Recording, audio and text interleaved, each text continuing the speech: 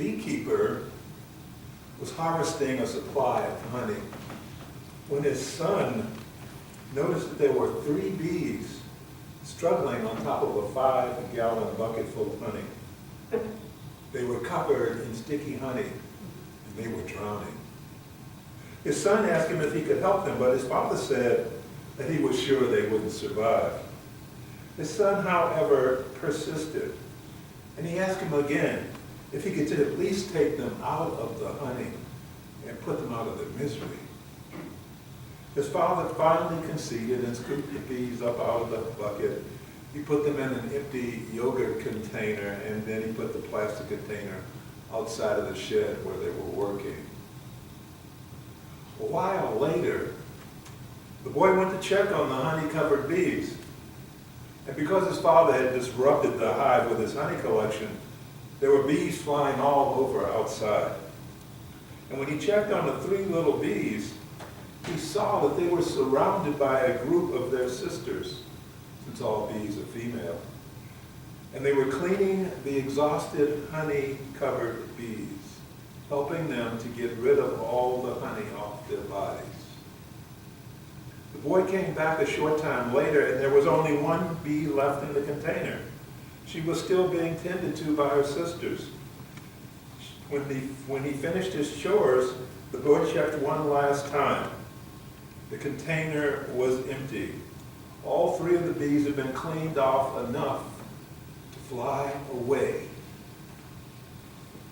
At the end of this little story, the writer, who was the boy, stated that those 3 little bees lived because they were surrounded by family and friends who would not give up on them. Family and friends who refused to let them drown in all that stickiness and resolved to help them until the last little bee could be set free. He said, we could all learn a thing or two from the bees. Always be kind. Always be kind. Always be kind is a valid message to take from that story, but is that the only point of that story? As I've told you before here time and time again, when you are on the spiritual path, you must look for and explore multiple levels of what is actually going on in front of you. Yes, the love the bees showed for their sisters was powerful, but what else was there? What else was there was the consciousness of infinite intelligence. Now, there are scientists who believe that animals have no consciousness. They only have instincts. Their brains are too small to have consciousness. But in looking at what those bees did for their sisters, can we truly say that they were acting just out of instinct? I say no. There was more to it than that.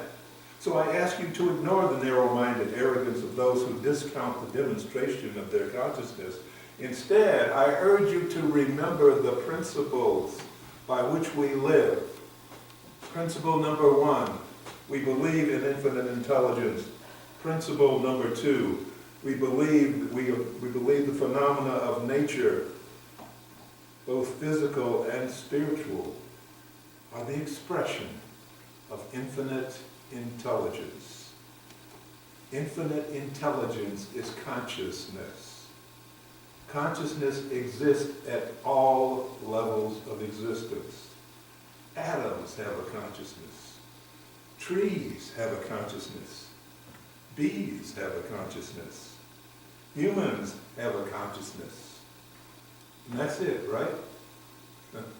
We're the top of the consciousness hierarchy. Not a chance. Not even close. What about the angels? Thank you, Rick, for that song. The modern philosopher Mortimer J. Adler calls angels minds without bodies. Angels are another form of consciousness. Angels are all around us, and they're here to help us. Artistic interpretations of angels exist all around us. There are statues of angels, paintings of angels. I have on my angel pen. Then there are angel cards and pendants of angels and books of angels and movies of angels and music of angels. We're surrounded by angels everywhere in our society. But do we really know what angels are? Mostly no. Those who study the subject say angels are higher beings who have never incarnated in human bodies. Their purpose is to serve the needs of infinite intelligence as it relates to the physical world. One of their purposes is to bring messages. The angels brought messages to tell Mary that she was going to have a baby. One of their purposes is to maintain order in the universe.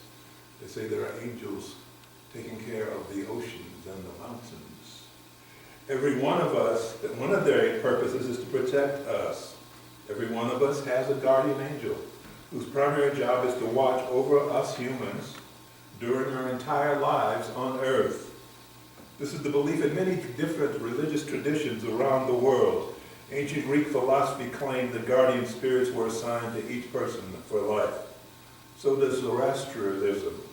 Belief in guardian angels who God charges with lifetime care of humans is also a vital part of Judaism, Christianity, and Islam.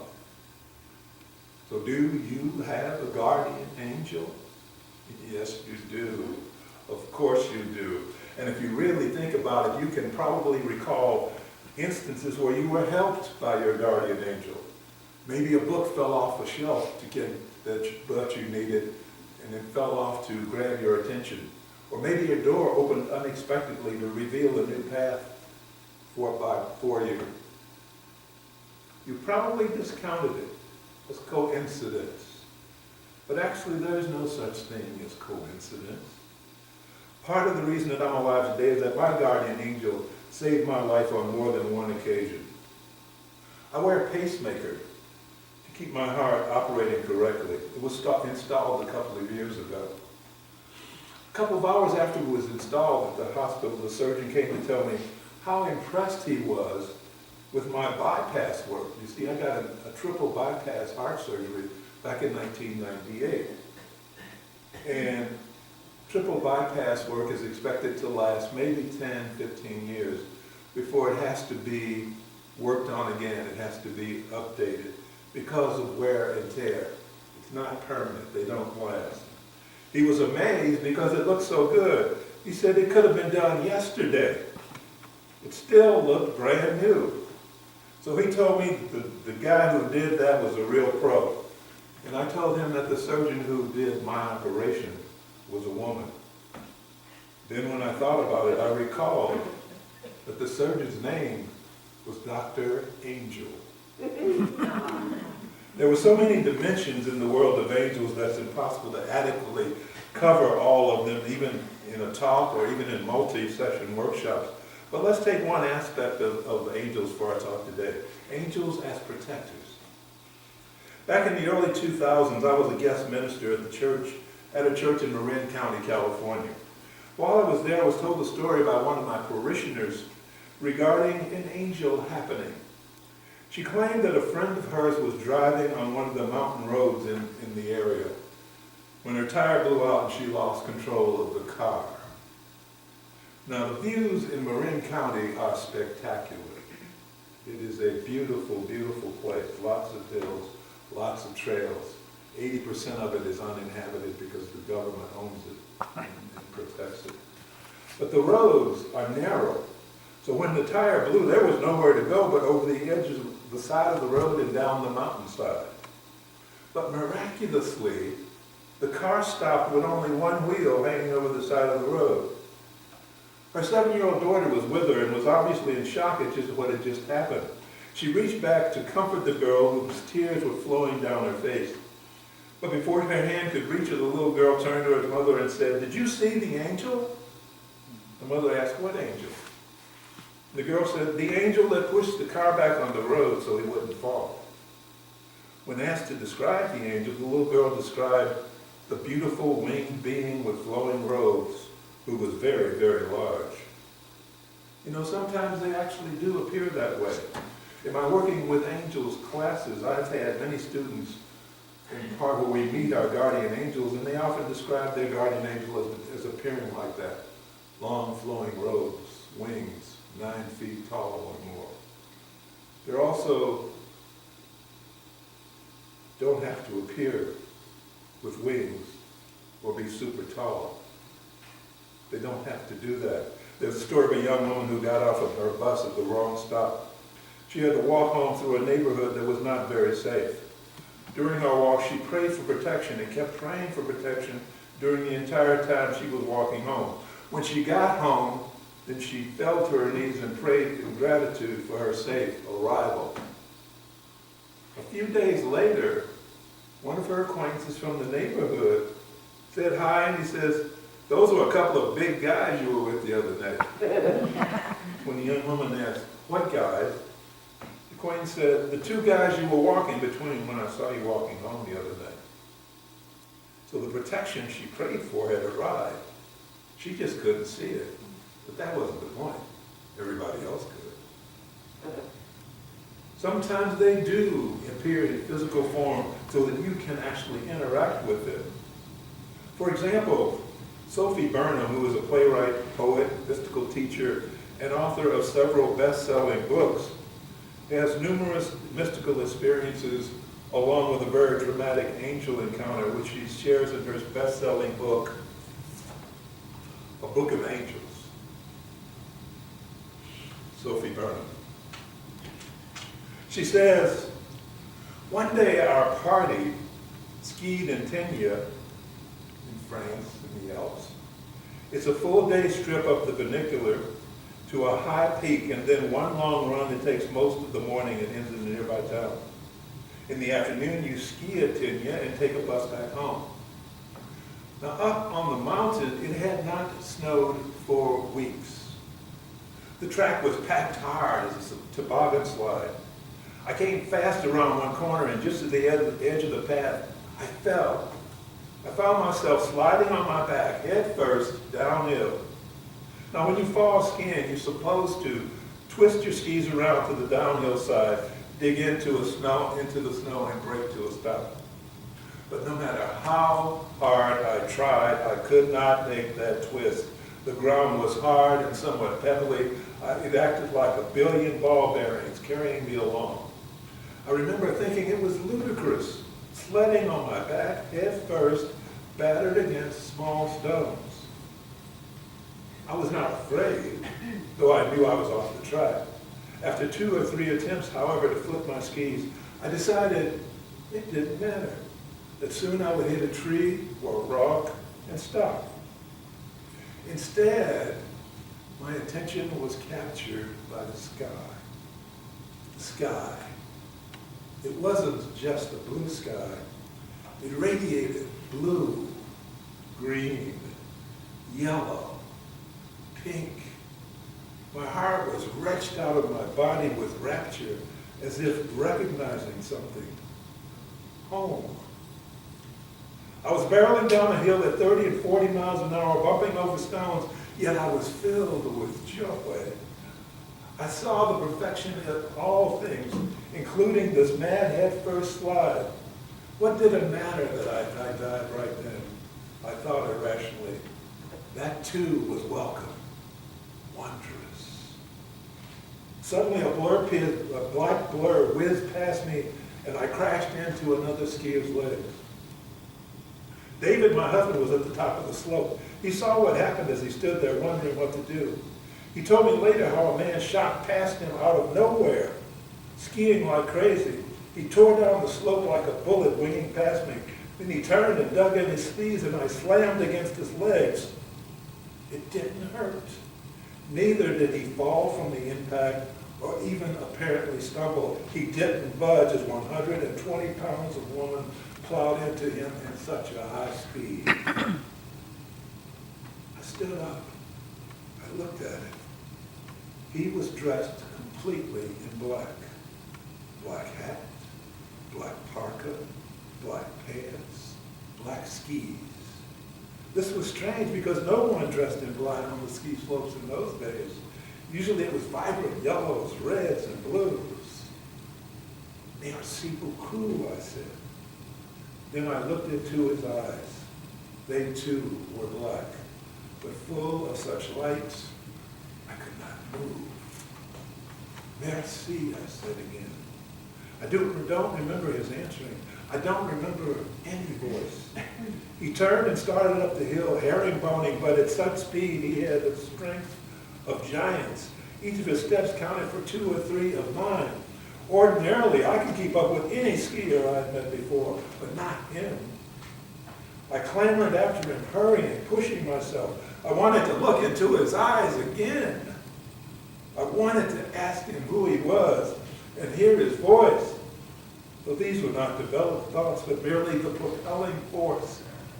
At the top, he took off immediately, ignoring David, who reached out likewise to thank him. He zoomed away. A minute later, I reached the top. David caught me. "Are you all right?" But I pushed him away, and I said, "Yes, yes." I called as I raced down the track after the man in black, who had suddenly disappeared around the curve of the hill. The path was wide and steep. It plunged downhill, curved to the left around an outcropping of rocks, and opened to a vista of the whole valley below. Mile upon mile of open space. No one was in sight. I ventured past the rocks, casting right and left, looking for a pocket in which he could have disappeared. But the only people in sight were the tiny specks far down the valley in tenure. Black dots.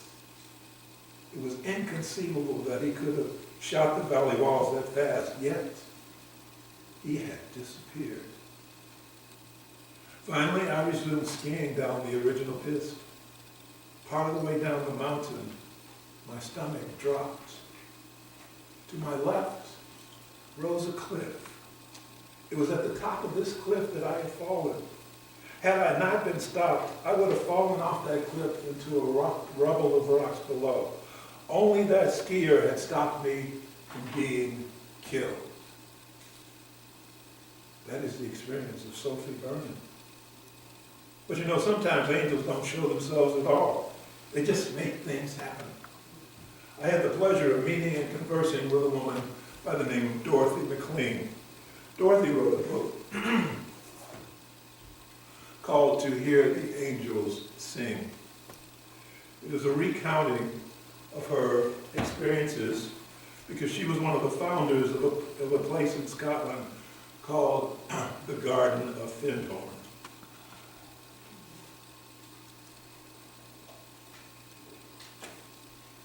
Now, Dorothy, along with 2 of her friends, were in a down period of their lives.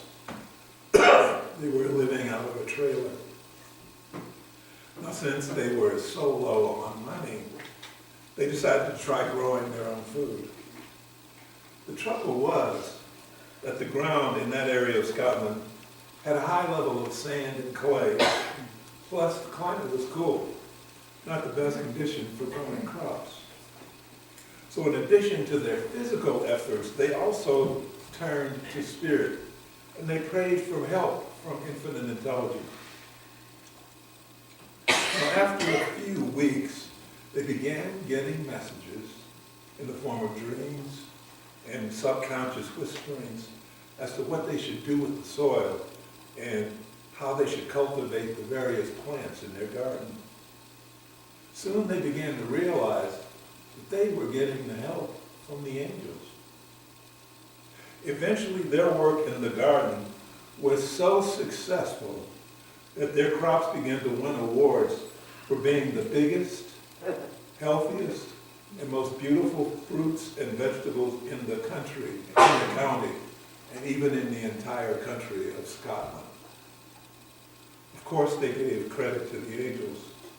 But so many people came to see what they were doing to be so successful. So many people came wanting to learn, how do you do it? How can you teach us how to do this? That the now world-famous spiritual community known as Findhorn was founded. The angels did it. You know, consciousness exists all around us in many forms because infinite intelligence is all there is. And infinite intelligence is consciousness. Remember principle number 2. We believe that the phenomena of nature, both physical and spiritual, are the expression of infinite intelligence. And one of the great gifts that infinite intelligence has given to us is the angels. They are here to help us. All we have to do is let infinite intelligence know that we're in need of help, and the angels will come. Remember the words of Dr. Michael Grosso. He said, researchers have found from many types of studies that the less rigid one's mindset, the more likely it is that a paranormal force or idea will break into the experience. The more unworldly our minds, the more detached from habitual patterns of response, the greater is our openness to the promptings from a higher reality principle. And the more likely it is that extraordinary things will occur in our lives. Your belief in the possibility of angels opens your mind to recognize their presence and identifying their assistance when you get it. And when you receive their help, just say thank you. Don't rationalize it away. Just say thank you. Don't dismiss it because it doesn't make sense. Just say thank you. Don't deny it because you find the idea scary. Just say